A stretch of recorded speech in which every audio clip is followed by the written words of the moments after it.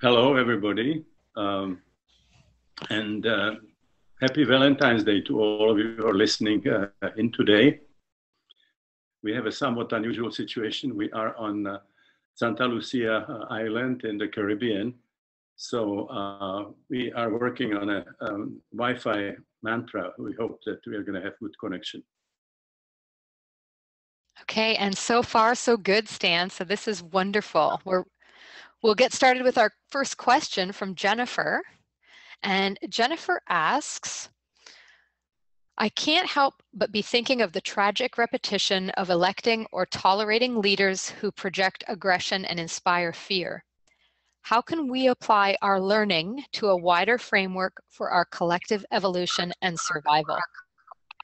Can we look into our cultural backgrounds and history from a bigger framework? Where are we in our process as a culture? And how do we birth ourselves? Well, I think from a transpersonal, from a psychonaut perspective, it would mean actually starting from ourselves, changing the world by starting with ourselves. You know, we still have democracy. So what the world is going to look like, it depends what quality of voters we will have. And I believe that if people do some significant inner work, go through inner transformation, that's the best contribution that we can make to the world. I might have already said that we see that when people do significant inner work with holotropic states of consciousness, that they tend to move in a very predictable direction. They develop a certain kind of a worldview, certain set of values that we do not have to teach them. They discover it from themselves as they are working through their own inner programs from childhood, from birth, from even the transpersonal level. And they experience different kind of connection with the world, realize their embeddedness in nature, and also the connection that all of us have on this planet, that we are on what Buckminster Fuller called the spaceship Earth. So people just, through transpersonal experiences, they develop a certain system of values that if we would all share it, we would have much better chances of survival on this planet and greater chances of developing planetary civilization. So I think the best thing that we can do is to introduce as many people as possible to this methodology that makes it possible for them to go through inner transformation that will make life more satisfactory, more fulfilling for them, and also develop a sense of cooperation and synergy in the world, and will bring in spirituality that's non-denominational, that's not sectarian, that's universal, that's all-embracing. So this is, I think, the best I can answer this question, Jennifer. Okay. So this is from Fran. I'm trying to figure out how to marry the constructs of holotropic healing work with current neuroscience understanding of the brain. Is it possible that when a person relives birth trauma through holotropic methods, that the biochemicals in the brain are then changed as a result? Or do you think the two are unrelated?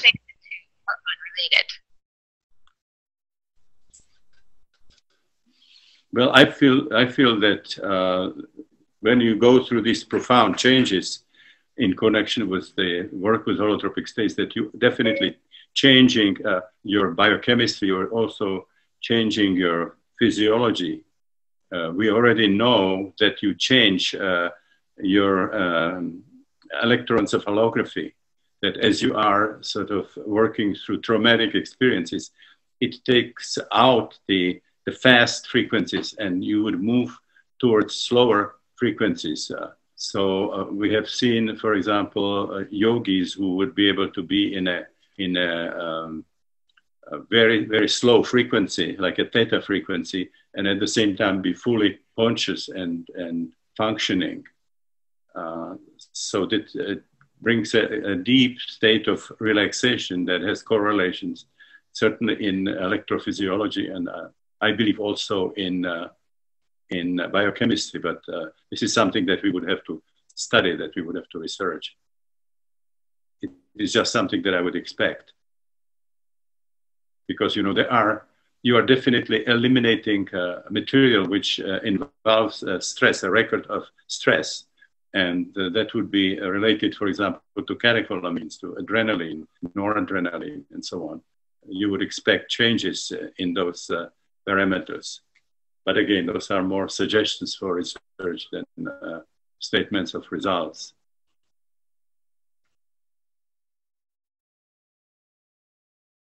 Okay, thank you, Stan. Let's go to our next question from Frederico. Frederico asks, can all psychedelics reach every domain of the psyche? I would say all that I have worked with, yes. Certainly LSD, mescaline, psilocybin certainly can range the whole spectrum. The tryptamines, the methyltryptamine can reach the whole range. Ketamine certainly can also reach the whole range, and also the MDMA, MDA, that amphetamine-related group can do that. So I would say yes. It will definitely depend on the dosage. It would depend how many experiences you've already had. With Rick Tarnas, we have also found out that how deep you reach would also reflect somehow the astrological transit that you have at the time of the session.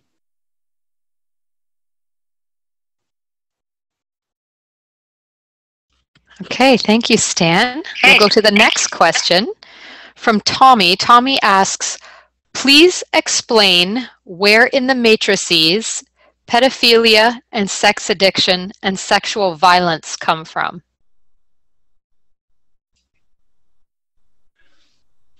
Well, we talked about the perinatal level, the perinatal domain, the unconscious, and the perinatal matrices.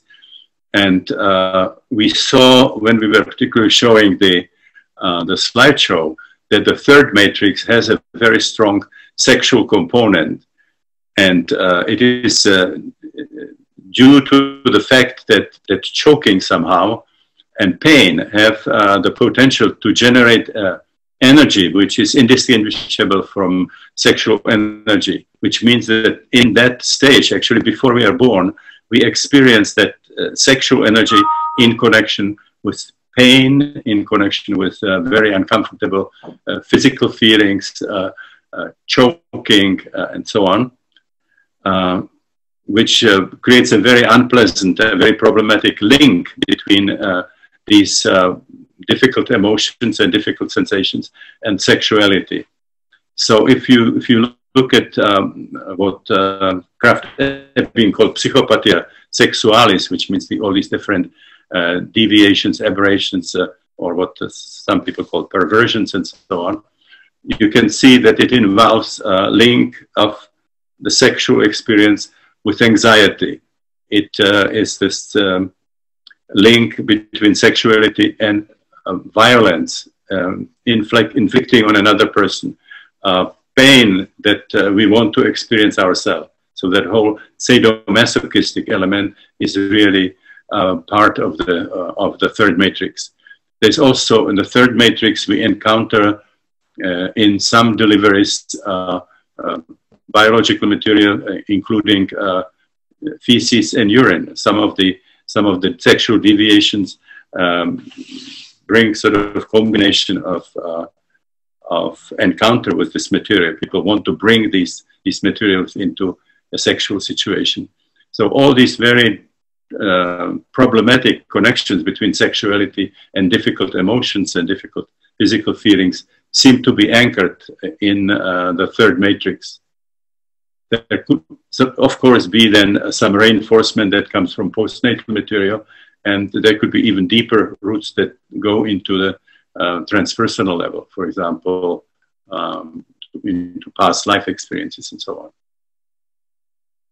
So again, you would find, as if behind any other disorder, you would find a coax that would include very likely postnatal biographical, perinatal, possibly prenatal, and then even transversal contribution. Okay, thank you, Stan.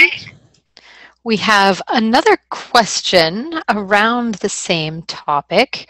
How would you use psychedelics to attempt to overcome sexual behavioral compulsivity and maintain positive recovery? Well, again, the third matrix, involves very, very powerful drive that has the quality of a sexual drive. So, for example, our experience has been that people who are born with the umbilical cord around the neck, they experience extreme choking in birth, extended choking, that they very frequently become hypersexual children that have a lot of interest in sexuality and excessive masturbation and so on, premature sexual awakening and so on. So there is that powerful energy that has the characteristic of sexual energy, but it's really pent up an energy that was generated in birth. So we know that choking can generate sexual energy. For example, in Middle Ages, when they were hanging criminals, they typically had an erection and even ejaculate. And there was the Mandragora lore, mandrake, where they believed that mandrake grows under the gallows in places which is hid by the sperm of the dying criminal who was hanged on the gallows. So in any case, there is a built-in mechanism in the human organism that generates sexual arousal, sexual energy from pain and choking. This is something that then manifests in various sadomasochistic practices, bondage syndrome, and so on. Ischemic practices, sexual practices. I think I mentioned in the case of David Carradine, who was found in the hotel in China, naked with a stool and hanging on a rope, which was not suicide, but was attributed to these ischemic sexual practices and sort of failure, losing the footing on the stool. So the intense inner work, particularly working through the perinatal energy, can certainly reduce this sexual tension that leads to sexual addiction.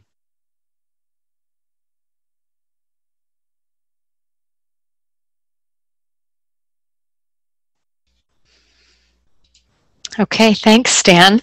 And Alice is asking a few questions together. So she's asking, is birth always traumatic? What if the birth is an orgasmic birth with no complications? And then the second part of her question is how to give a corrective experience when someone is reliving his or her birth trauma, especially when the trauma was caused by a cesarean. Okay, so the first part was, can delivery be actually an orgastic experience rather than painful experience?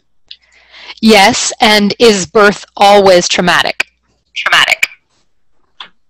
Well, it can be definitely an orgastic experience for the mother. I have heard women who told me that the delivery was the most powerful sexual experience of their life, or the most ecstatic experience of their life. I've also heard from women who said it was the most hellish experience. It certainly has the potential for both of those.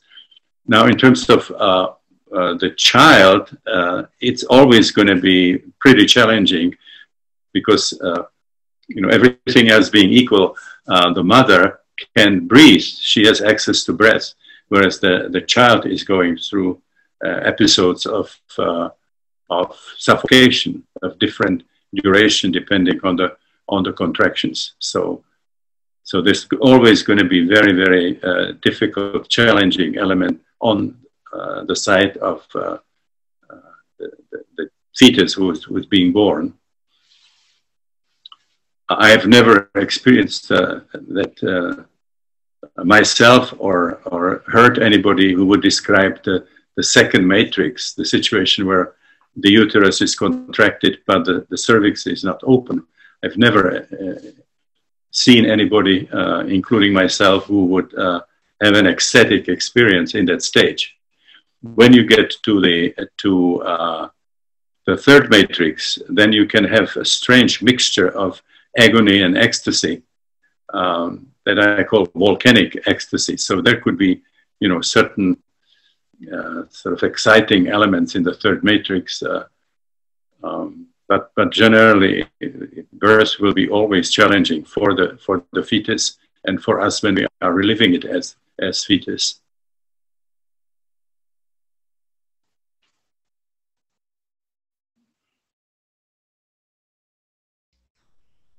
Okay, thank you. So let's go next to Diane. And Diane asks, assuming we have access to past lives, how do you know in a typical session which lifetime you are recreating in a holotropic state? And does it matter to know? What was the right time, do you say? Which lifetime it was? Yes, which lifetime? How do you know in a typical session which lifetime you are recreating in a holotropic state, and does it matter to know? To free yourself from any kind of negative impact that past life experience could have had, it's important to process the emotions and also the reaction to physical sensations, physical pain, and whatever else is there. It is not that important if you get you know, which century or which country it was. That aspect is more interesting for researchers like myself. I have always tried to find some validation, because the question is, you know, are we getting authentic information or not? And I mentioned in the module in our telecourse 2 case stories where we were able to find verification of the information that was coming through. So in principle, that information can be available, but it's not available in each experience, and it doesn't really ultimately matter if you get the date or if you get the geographical area. But frequently there are clues that you can guess it. You can see the costumes, you can see weapons, you can see architecture, and if you have some knowledge of history and so on, geography, you might be able to identify that.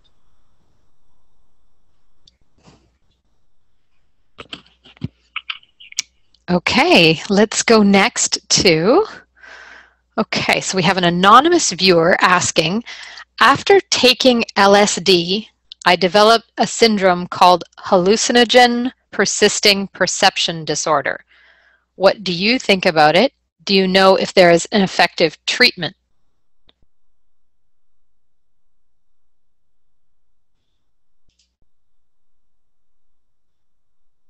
Visual perceptual thing, for example, after images or seeing geometrical patterns, or which form does it take?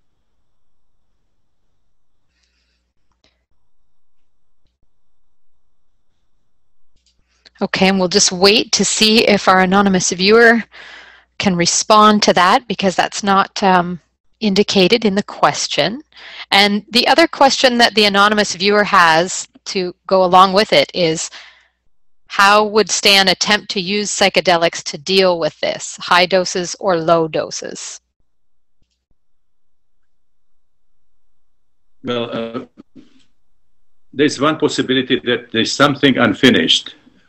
Usually when you have problems after a psychedelic session, it's not because you experienced too much or because it damaged you, but it is because something remained unresolved. So the process still continues, and at this point there is a tendency to fight it or resist it in some sense.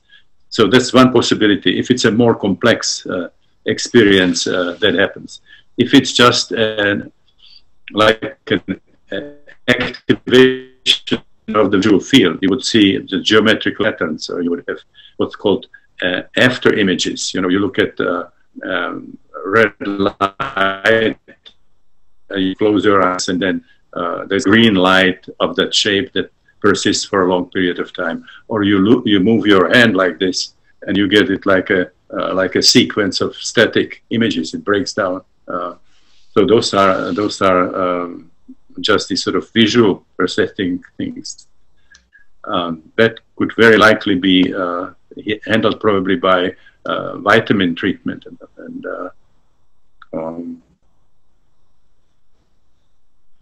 you know, just something that needs to be replenished in the organism.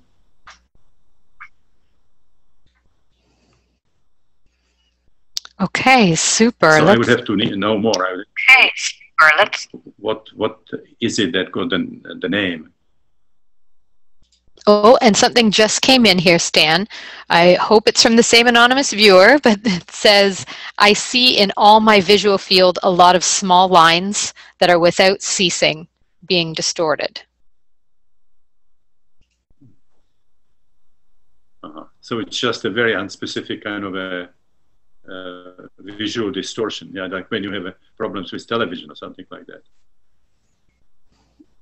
So I would try some large dosages of vitamins for that and see if that would help. You know, vitamin B complex, for example, could do something with it.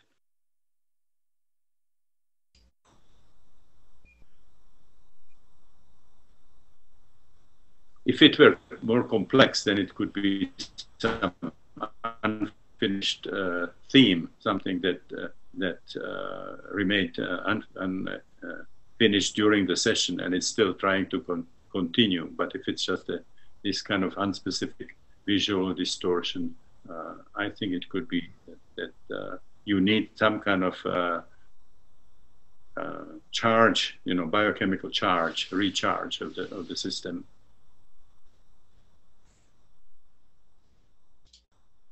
Okay, thanks, Stan. And let's go next to Carrie. Carrie asks, do you have insights into the current cutting epidemic among young teenagers? A possible reason or source for this urge? And what can we do to help these children shift and heal?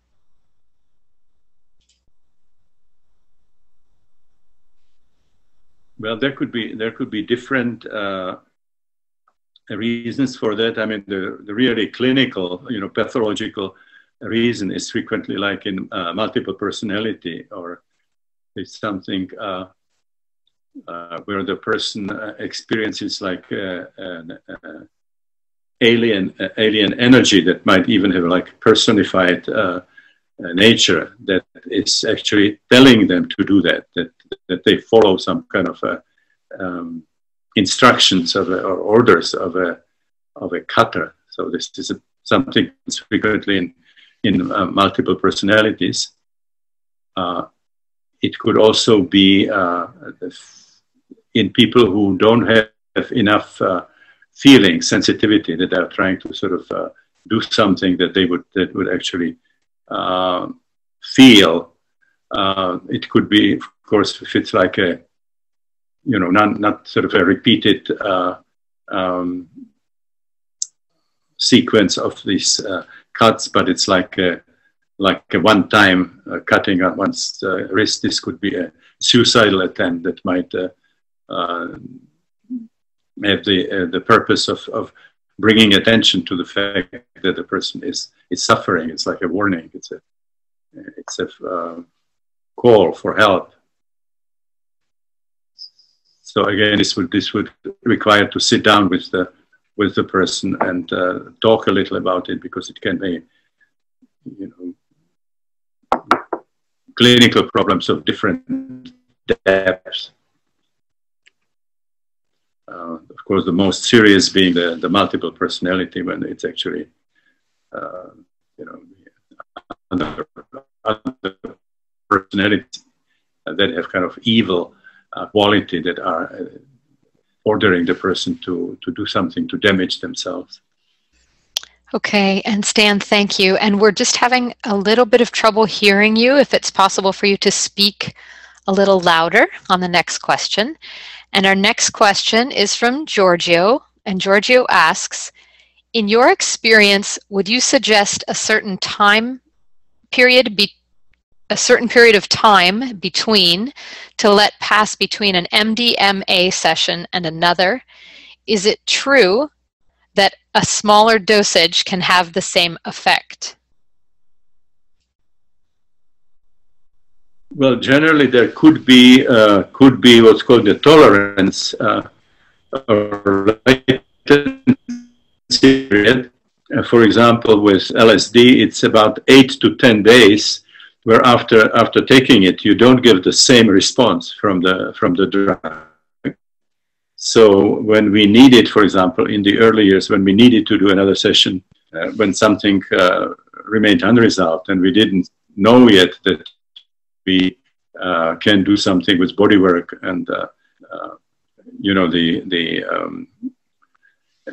interventions that help to bring the leftover energy to the surface, we waited this latency period 8 to 10 days and before we repeated the session. So some of the psychedelics, again, it requires certain biochemical components to have that full reaction, and the organism has to recharge itself. And it would depend on the dosage. Certainly if you do larger dosages, then the latency is more extended.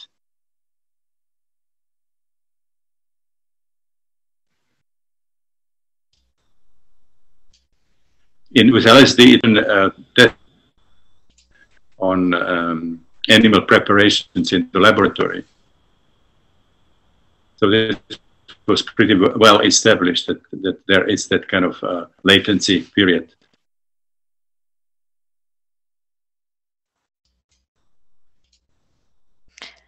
Okay, our next question comes from Neil. And Neil asks, can you speak to the benefits of holotropic breathwork as an adjunct to the 12-step work, as in step 4, where they're trying to get to causes and conditions? Well, we have in the breathwork training, we have many people who are recovering, and they seem to believe that the holotropic breathwork can function as the 11th step, where you can reach with your higher power, with your spiritual core, because it is a very powerful method through which you can have a spiritual experience. And so in the original approach in AA, it was through prayer and meditation. So holotropic breathwork certainly would be in that category. And that's what I have heard mostly from the people in our training with whom we have really close cooperation, that they would be linking it to the 11th step.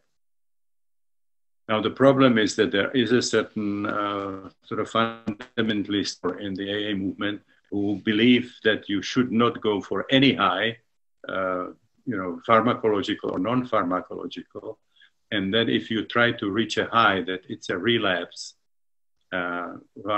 even against meditation, that you just should stay sober in the ordinary state of consciousness. And that really is in conflict with our experience that the only thing that can really guarantee high quality sobriety is if you have a powerful spiritual experience. This was already stated by James, for example, who said that the best treatment for dipsomania, which is kind of an archaic name for alcoholism, is religomania, based on the observation that when people have powerful religious experience, that they tend to give up drinking. And this was also the basis of the approach that you find in the Native American church, where they actually helped many of the Native Americans who ended up being alcoholic because of the despair that they had from, you know, losing their territory, losing their spirituality, even their language in many instances, and ended up alcoholic. They had tremendous success with peyote in the Native American church. So I really feel strongly that it could be used as the 11th step in the 12-step movement. And it's not just my insight. I mean, I have heard it from many people.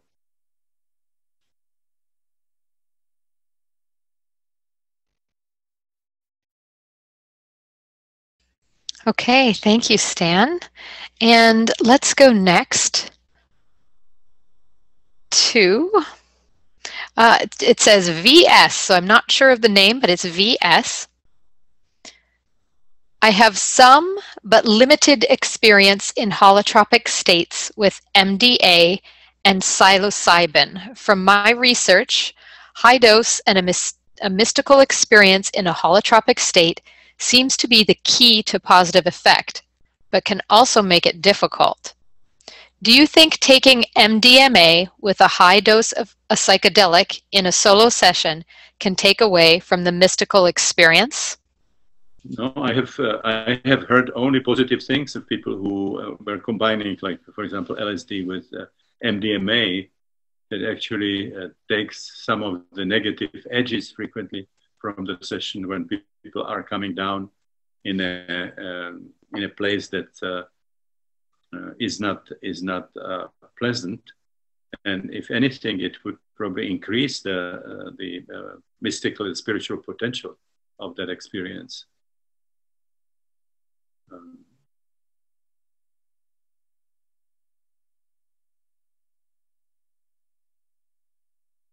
This is the first time I hear that it would somehow be an impediment.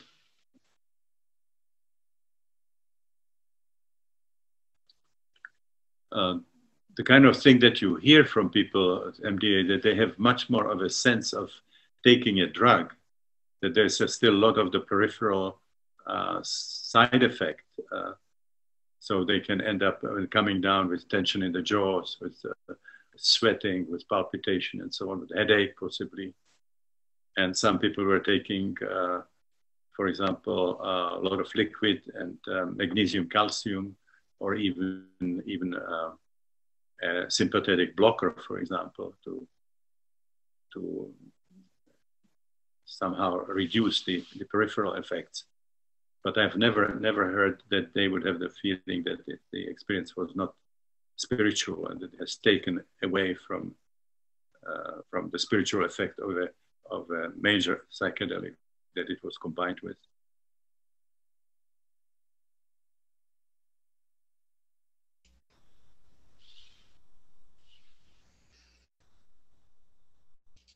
Okay, and now we have Carrie, who is coming on live, and we'll see if we can get her video up. But Carrie, your line is now open, so you can go ahead with your question.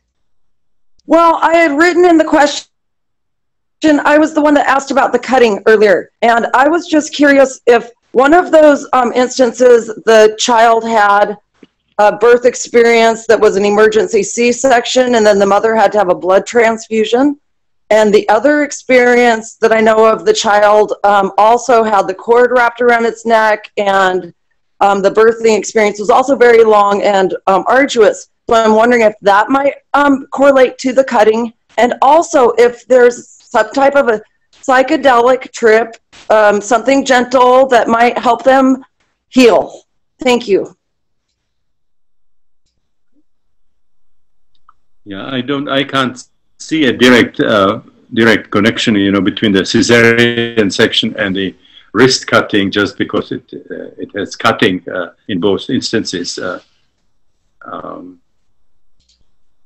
And at least I haven't heard it from people. I like to share not my opinions, but my observations. So if I have heard it from somebody, I would tell you, but I have not.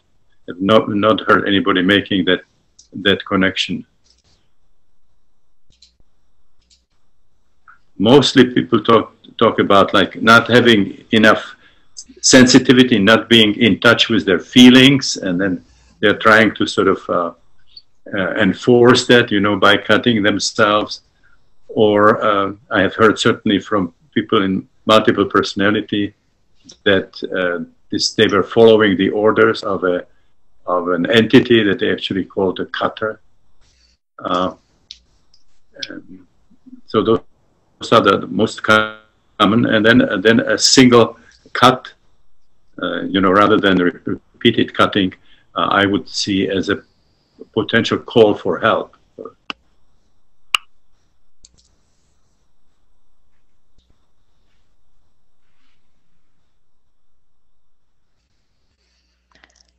Okay, thank you so much, and thank you for coming on, Carrie. Good question. And we'll now go to our next question, which is from Biblioteca, asking, can one have spontaneous discharge of physical and emotional energies of BPB3? And what's the relation of this energy with Kundalini awakening, and are they the same?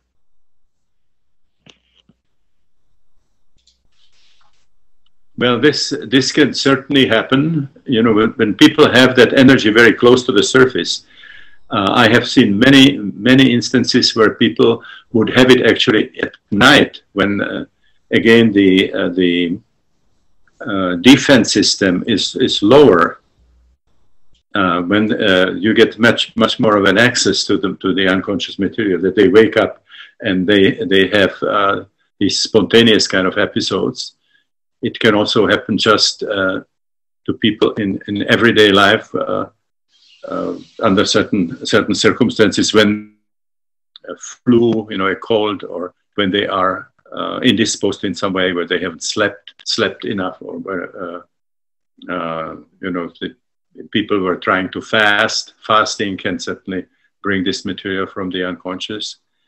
And then, of course, you have the Kundalini. The Kundalini would have also certain characteristics that would not be part of the third matrix per se. For example, a typical sign would be the movement of energy up your spine. There could be also certain visual problems that come with it.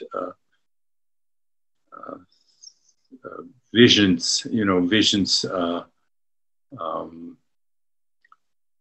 of light, of deities appearing in light, or hearing some kind of a sacred chants, or somehow going into a posture which is a hatha yoga posture, even if you are not a practitioner of yoga, or your hands would start going into mantras.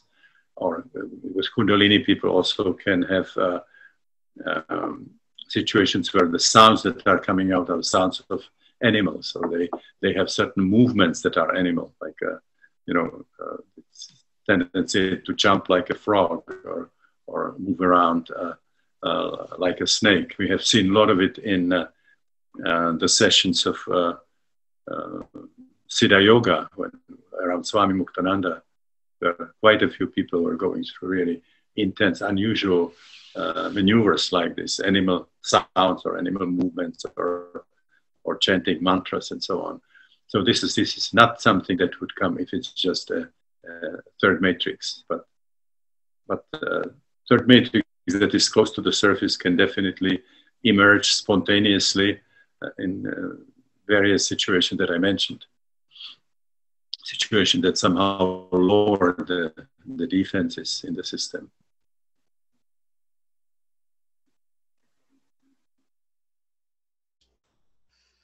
Thank you, Stan. And Alice has just written in again, just asking if you could speak a little bit more about how to give a corrective experience when someone is reliving his or her birth trauma.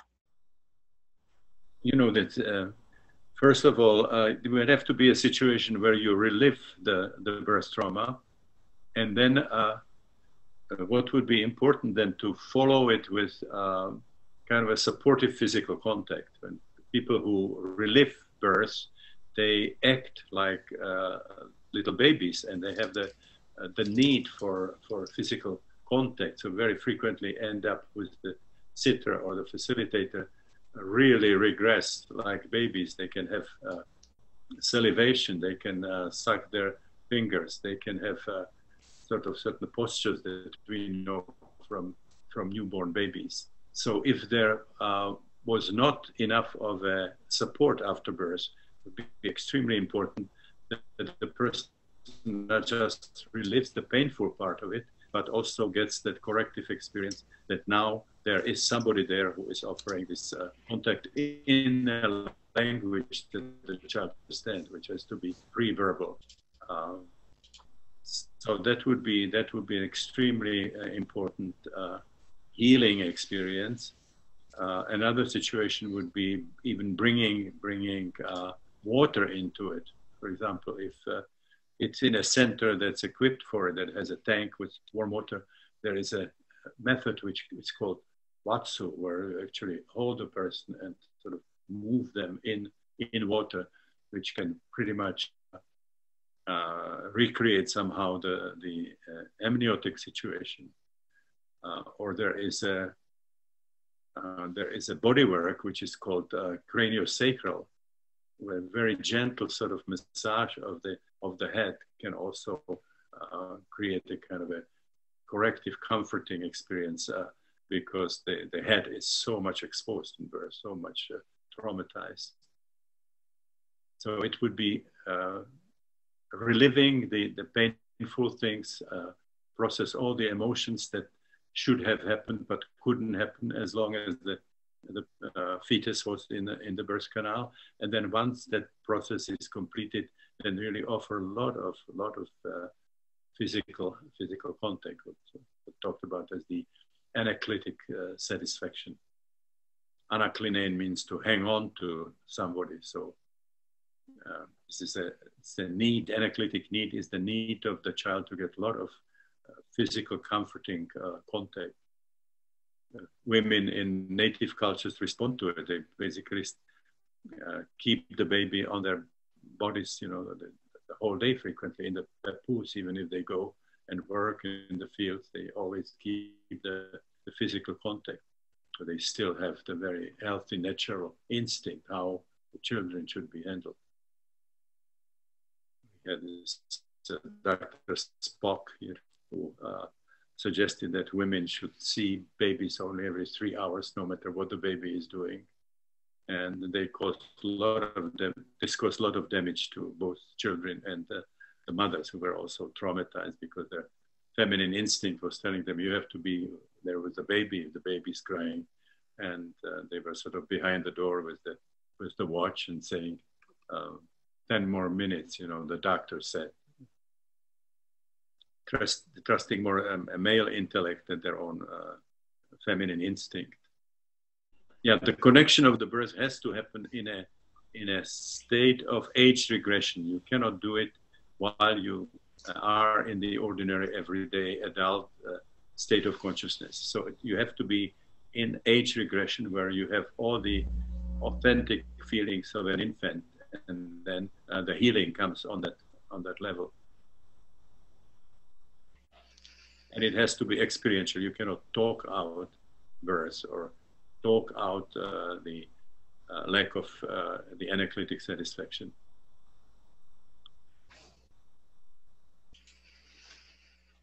Okay, thanks again, Stan. And Teresa is writing in In reading Ivor Brown's article on psychological trauma or unexperienced experience, the section he talks about endorphins released during trauma may block or suspend the integration of painful experience, and using naloxone to help make the reliving of the experience more available, I have spent many years promoting endorphin and release of oxytocin as bonding hormones in the early hours and days after birth. Could you speak more about how to balance out this experience of birth trauma, bonding, and holotropic work in recall and reliving for integration later on as adults? We generally don't combine it with any substances, but I might have mentioned already the work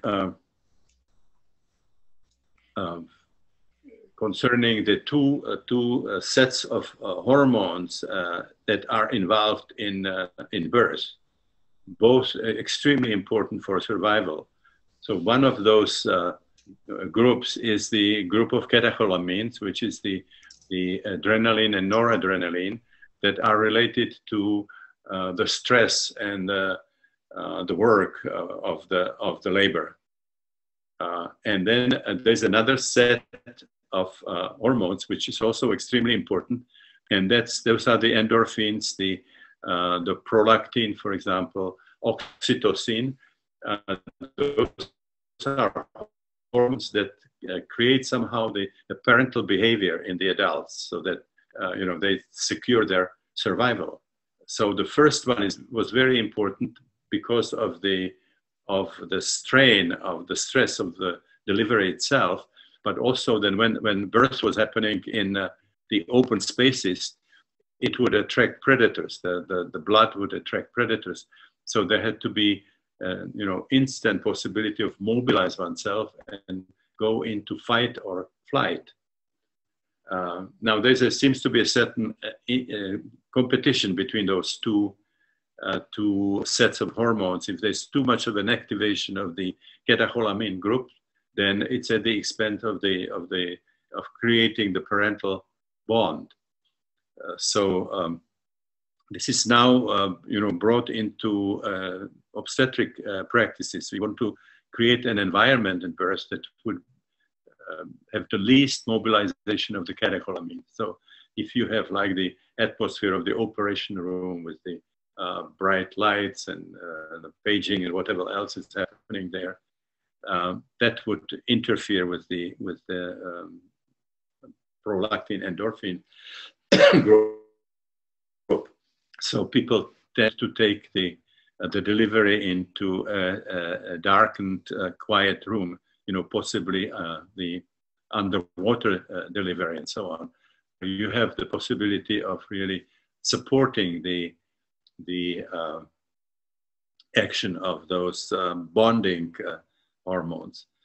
So the French obstetrician Michel Audin, O-D-E-N-T, wrote a book about this, and in the book he talks about how the circumstances of birth can send you in the direction of loving behavior or more aggressive behavior, whether you see the environment, the world as being loving and supportive and nourishing, or whether you see it as a kind of a dangerous jungle where there are a lot of adventures and sort of developing behaviors that are in consonance with that.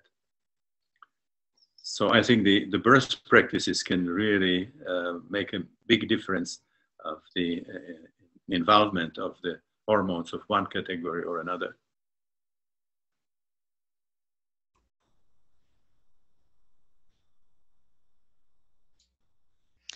Another anonymous viewer, Stan, is asking, what is the right age to try holotropic breath work to address a difficult birth experience?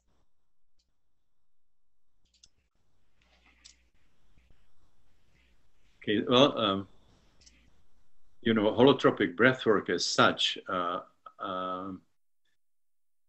our earliest experiences were with children who were like 10 years old and certainly quite a few people who were in like the, you know, teenage. This is the time when in native cultures there are very powerful rites of passage where they actually create the socially sanctioned context where they put people through the experiences of the holotropic states. And one of the functions of this, I think we talked about it, is to kind of disentangle oneself emotionally from the mother, because we are in our unconscious, we are so entangled with the maternal organism through the memory of the 9 months of the pregnancy, and then the memory of birth, and then the time of dependency on the mother, and also the reliving and completion of birth, when they go through the experience of psychospiritual death and rebirth.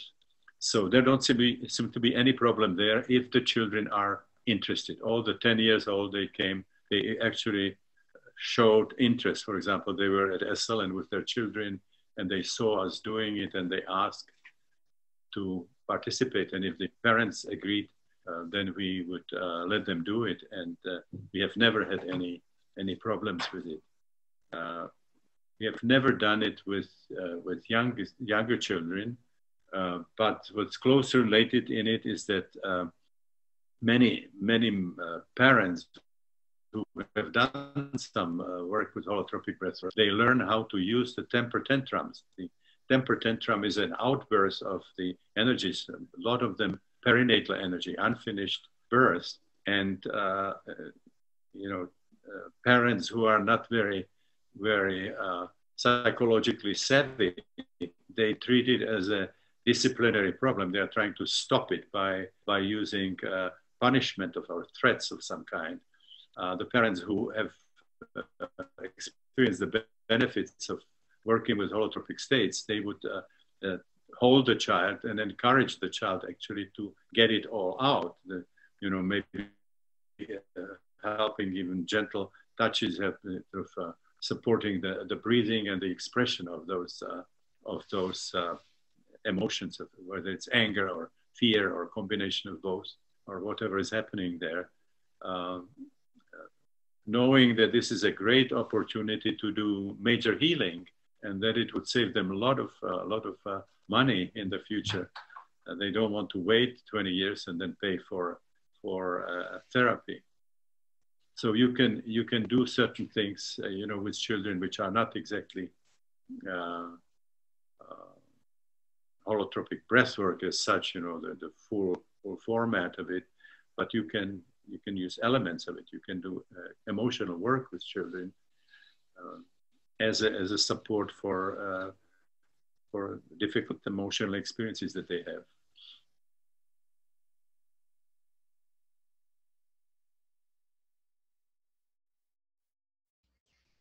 Okay, thank you. So we go next to Casper. Stan has mentioned astrology charts a few times during this course. More specifically, that it would be wise to know your personal chart to choose the ideal time of doing self-exploration work. How does one get to know one's personal chart, and do you have any person or site to recommend for this? How does one get to know one's personal chart? Can a person with zero experience with astrology get benefits of using the chart? And do you have any suggestions?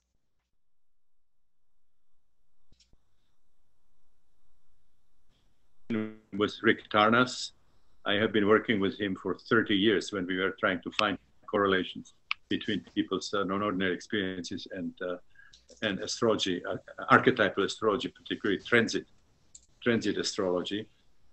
Rick is very busy, particularly since the publication of his wonderful book, Cosmos and Psyche, doing a lot of lecturing, so he's not really doing individual chart. But there is a wonderful student of his, Matthew Stelzner, Stelzner, and his email is M, as in mother, Stelzner, Stelzner, at AOL.com. Now, Matthew has done the whole holotropic breathwork training with us.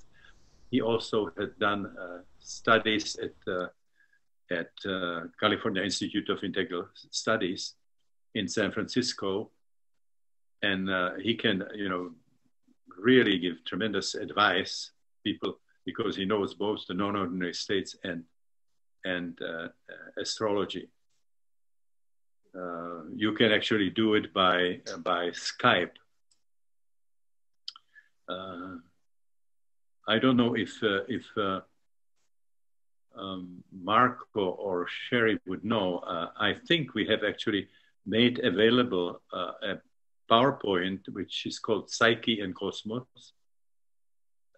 We have done it, I think, for either deepening learning or as a bonus. We have certainly given it in the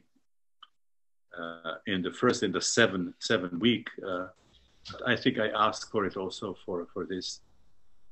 Now, if it isn't there, we'll make it available. So it would be ideally if you read that, look at that PowerPoint before you would have the reading. So you get the basic terminology and the basic principles, and then you will understand better when Matthew does that reading. But archetypal astrology can be used in three different capacities. One is if you have the dates of your previous sessions, you can do it for sessions that you had, 5 years, 10 years, 20 years ago, or spontaneous spiritual emergency. So you see if there are really the kind of transit that we would expect for those experiences. The other one is, as you mentioned, if you are planning a session, there are certain times which are better than others for the sessions, and that can be so done because you can do charts for future events, and then the present reading is great for people who are in spiritual emergency. We have never seen people who had spiritual emergency who would not have hard aspects of the four outer planets. So it gives you a timing, because the spiritual emergency is usually something that starts and culminates and then ends, or that comes in several waves. And so you can use it as a roadmap, that you don't have just the feeling that you're going crazy and that this can go on forever, or you never know when it's going to come back. It gives you a sense that there is some kind of an order, that there is a way of predicting what might be happening. And it gives you the timing of those episodes, but also an archetypal content, not a concrete content, but the archetypal content. So if you have not had any exposure, I would suggest that you look at that PowerPoint that we made available. And there was also the discussion between Rick and myself about how we use archetypal astrology, which was given also as a bonus, I believe. And then actually have a session with Matthew, who would sort of give you just a general reading, but also specific reading about sessions that you might already have had that you still are not clear about, and then idea what would be the best time in the future. I don't say it lightly because there's such prejudice against astrology that as something that's incompatible with higher education and so on. It's almost like the golden standard of superstition. But to our surprise, this is the only thing that you can use, for predicting what kind of holotropic states you would have at certain times.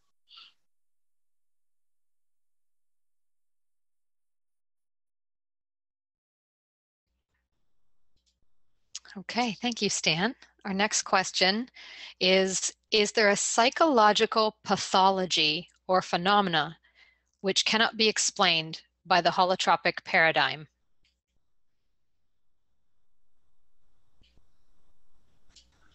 Well, you know, there are always puzzling situations as something that you couldn't predict is if it is some kind of organic, you know, biological reason. The best use of the archetypal astrology would be for states, you know, that are combined from the elements on the cartography, something coming from your childhood, infancy, birth, prenatal, transpersonal, and so on. That's where you have the best match. I mean, you could also find correlations in that you have some organic problems, but you would not get any useful information you get about the holotropic experiences that have those elements from this cartography and they are not caused by organic reasons. They are not what we call trivial deliria when you are, you know, you're confused, your intellect is not functioning, you might have amnesia and so on. For those kinds of states, you would not get very useful correlations.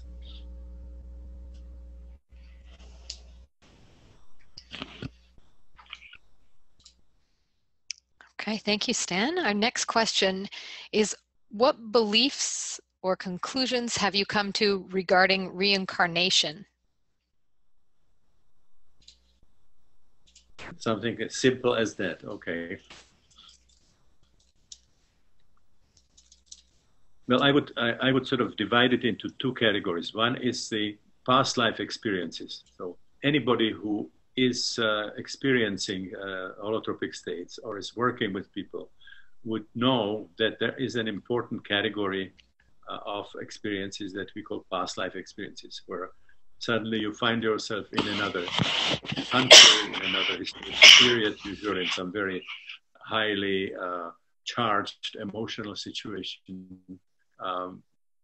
frequently painful, sometimes very, very positive. You could get a lot of information about that country, about that time. You would also see some important connections to your life, very likely. Suddenly you understand something about your present life and your relationships with people in your present life that you didn't understand before. And also you would find frequently the connection between that experience and some emotional or psychosomatic problem which you have. And if you complete the reliving of that experience and you process the emotions and what's called abreact, you know, express the feelings and so on, you can actually achieve healing of problems that up to that point did not respond to any more conventional form of therapy. I have also seen very powerful synchronicities that, for example, you have a difficult relationship with a person, and then you have a past life experience which you see why it is that you see that person in a previous lifetime in some very damaging relationship with you, and you have the feeling that you resolve that past life experience. You find out that independently something happens in the life of that person that changed so your relationship, their relationship with you, although they didn't know that you had the experience, and there was no way you can explain this in terms of linear causality. So there could be synchronistic changes. It's very, very interesting. So this is I will defend it, you know, to anybody. This is a very important phenomenon. It has tremendous implication for understanding certain forms of psychopathology, if you want, and that has tremendous healing potential. Now, I don't think that it necessarily is a proof that we lived before as a separate unit of consciousness. There are all kinds of other possible explanations for that. I don't want to go into details here. There was one that you find in the book of Chris Bache, that's B-A-C-H-E. It's called Dark Night, Early Dawn. But I will go from here to some of the, the highest Hindu teachings, where they would see this interpretation of these experiences as meaning that we lived before as a separate unit of consciousness, as being a kind of a popular, a kind of a low-level interpretation of these experiences. In the sort of deepest understanding, there is only one consciousness in the universe. So as long as you have a story that has more than one, you haven't gone far enough, because ultimately any boundaries in the universe are arbitrary. They can be transcended in these holotropic states.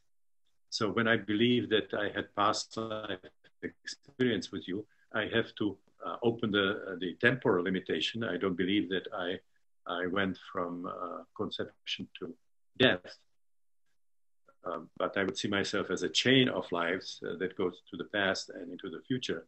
But I would have to keep the belief that you and I are somehow fundamentally different units of consciousness. And you can have some other experiences which will show you that even that sense of separation between us is arbitrary and can be transcended experientially and philosophically and conceptually.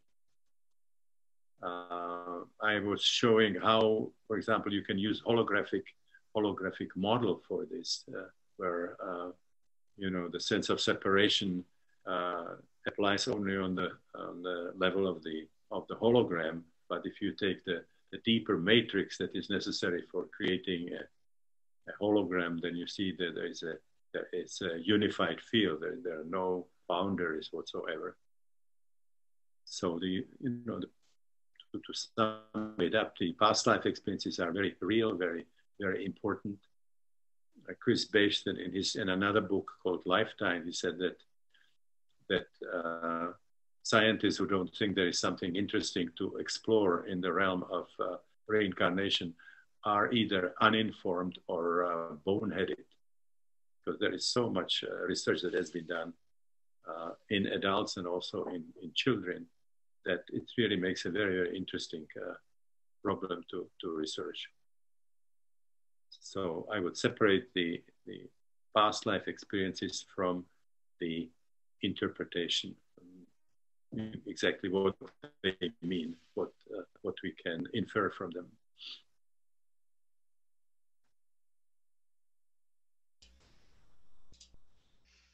Okay, and our next question from Ragnar is, we have a group doing a series of psilocybin sessions. Does it make sense to have a break from the emotional work and have one more spiritual or almost recreational or inspiring session?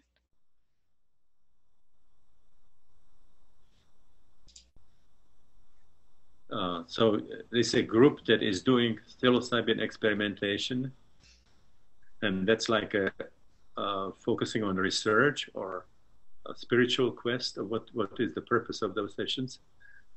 And the question is whether then we should insert one session which would not have any kind of a restriction, that would be just recreation. Is that right?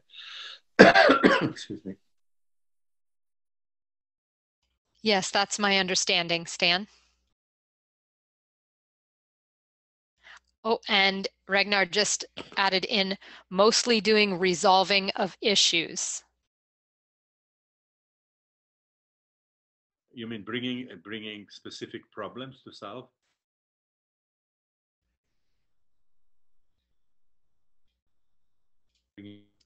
Yes, I believe so. Yeah. Whatever comes up.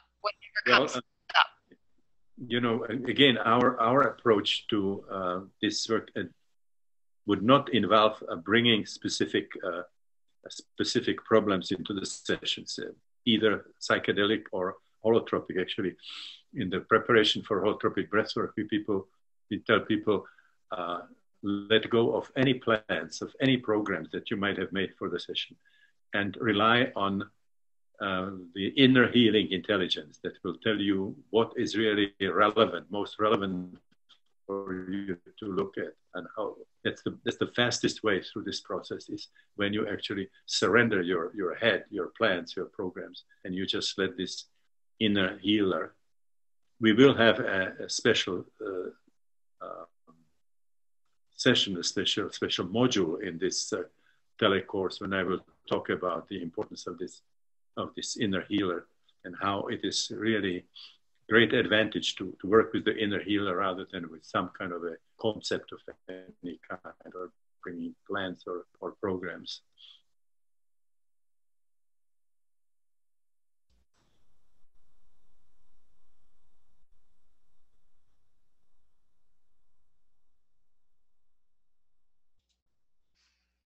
Okay, and Ragnar says, okay, good. Okay, let's go next to VS asks, after my first and only breathwork session, I became sick with a strong cold for 1 week. Have you seen many cases of this happening, enough to draw a correlation of some sort? You know, the most likely possibility is that it is a social situation, the breathwork. Usually it's done in a group, and so there is a possibility of getting something in that kind of situation. The other possibility would be that it was not a cold, that was some kind of another cleansing or discharge that was happening. Again, we would have to know, what were the symptoms? Was there a fever? You know, was there a running nose? Was there a sore throat? Or exactly what was? You certainly find people who would have some cold or something similar the week after the holotropic session. I don't see any clear causal connection, unless it was not an infection. It was something that could be explained from the history, from the content of the session, that might have looked like a cold, but was something else, or something that might have picked up, you know, just from others, because it's, you know, we had groups up to 460 people in Moscow, for example. So that certainly was a good opportunity to catch something. And many groups that were 200, 300 people, and certainly many groups where there were 30 people. So it's also an environment where people can do a lot of coughing or sneezing as part of the process. So there is a chance. It is like when you fly in a jet, you know, there is a bigger opportunity to catch something than if you are in a situation where people are not so much crammed together.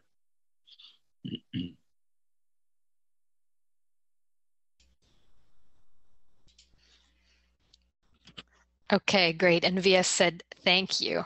So wonderful. All right, so the next question comes from, I think I say this name, Zeni, Z-H-E-N-I, asks, Stan, do you have any thoughts about an emerging field of psychology I have come across in the last years called anthroposophic psychology, with anthroposophy established by Rudolf Steiner? It speaks about reincarnation, including planetary imprints in our organs. Yes, you know, Steiner, it's a very interesting system of spiritual philosophy, including reincarnation, including astrology.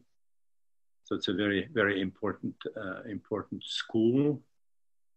That we actually were doing our breathwork training about 15 miles from the Goetheanum, which is near Basel in Switzerland, which is the main sort of center, the headquarters of the Steiner movement. And you know, many of our friends have children in the schools. So it's you know, that it's a system that has many similarities to other systems, including those that involve holotropic states of consciousness. There will be overlaps. There'll also be, you know, some very specific differences. For example, the concept of the evil, you know, the Luciferian and Ahrimanic evil, and so on, that would not be part of the experiences that usually people have in holotropic states as we do it. But it's a, you know, it's a very, very respected, very, very important school of spiritual philosophy.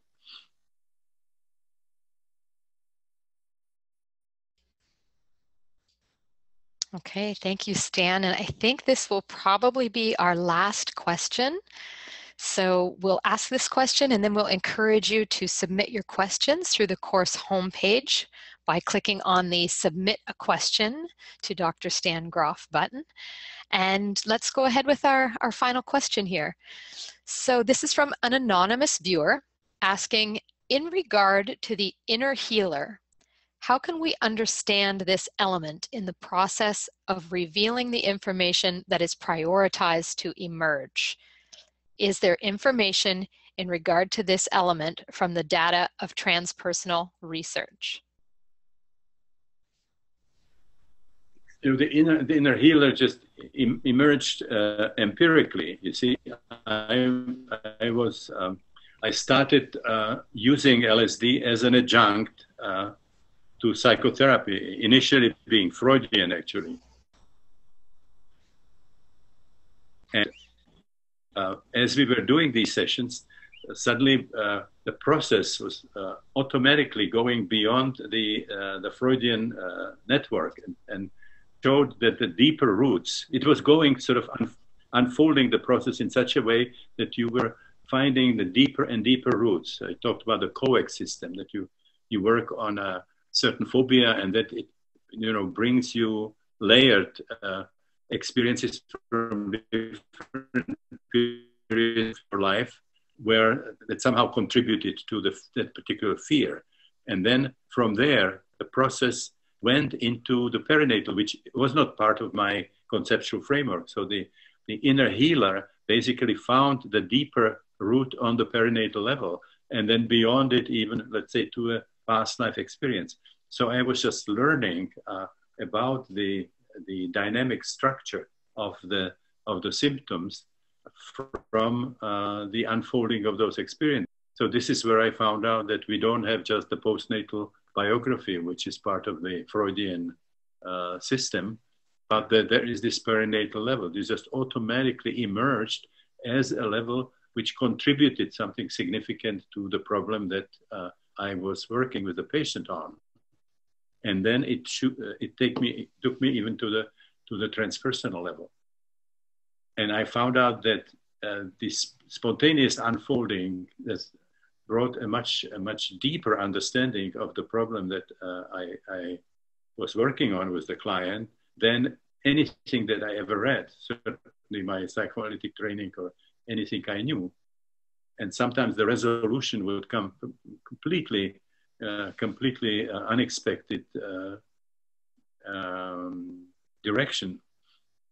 I think I will, in one of the future modules, I will talk about a situation where there was a woman who had very serious depression of the kind that we call endogenous, you know, that took her a couple of hours in the morning before she could get things together and face the day. And in a 5-day SLN workshop, in 2 sessions, she relived her birth and things from her childhood.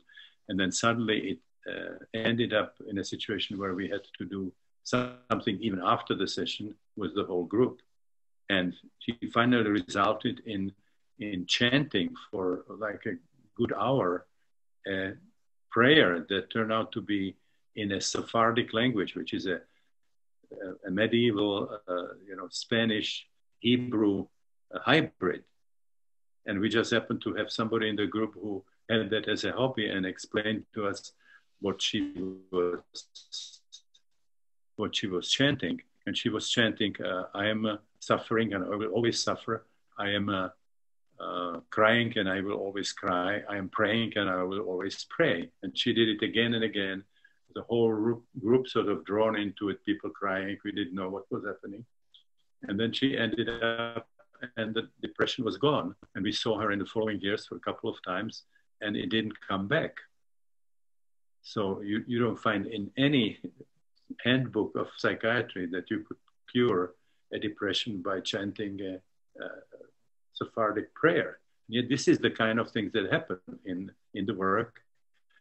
And it's the inner healing intelligence that shows you what needs to be done for that problem to resolve itself. And if you bring anything that you learned from school psychology into the process, you'll be interfering with the process. The best thing is that to let it naturally unfold. So this is what I said before, that we ask people not to bring any plans, any programs, what they want to do, how they want to do, and really surrender and let this inner healing intelligence guide the session, because that seems to be the fastest and the optimal way of solving things.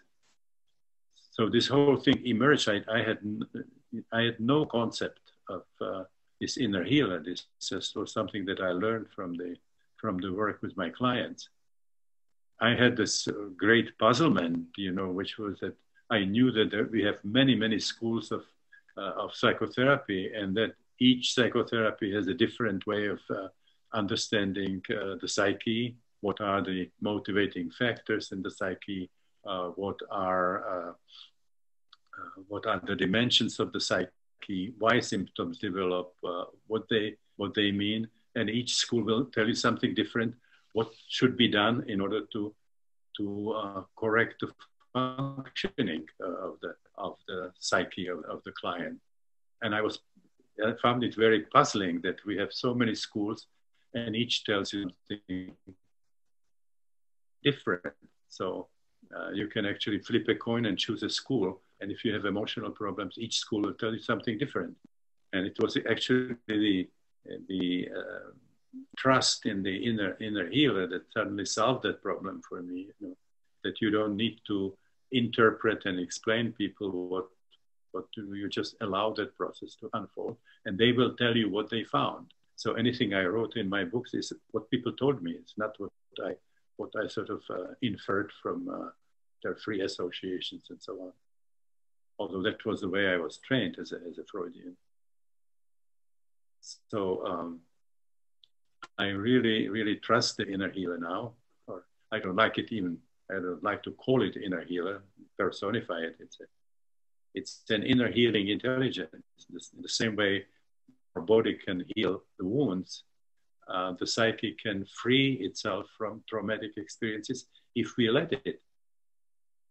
And if it starts sort of doing it, you will experience symptoms. And unfortunately, the prevailing approach in psychiatry is to find ways to suppressing the symptoms rather than realizing they are a part of the healing process, and you want to draw them out in a way Fritz Perls was doing in Gestalt therapy. When first would ask you, what do you feel? What are the symptoms?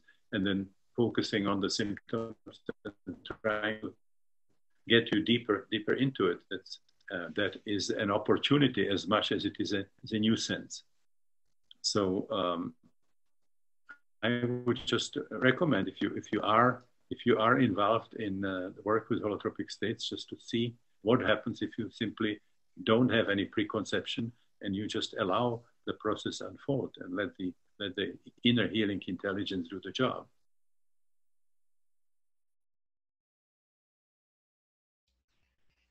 So Sherry, have we used our time? We have used our time. Thank you so much, Stan. Is there anything else that you would like to say in closing as we wrap up? Astrology. I want to be sure that we have in the material that people get, that we have the discussion between me and Rick Tarnas, the 1 hour that we created as a special bonus for the 7-week program, that they have the PowerPoint. It's called Psyche and Cosmos.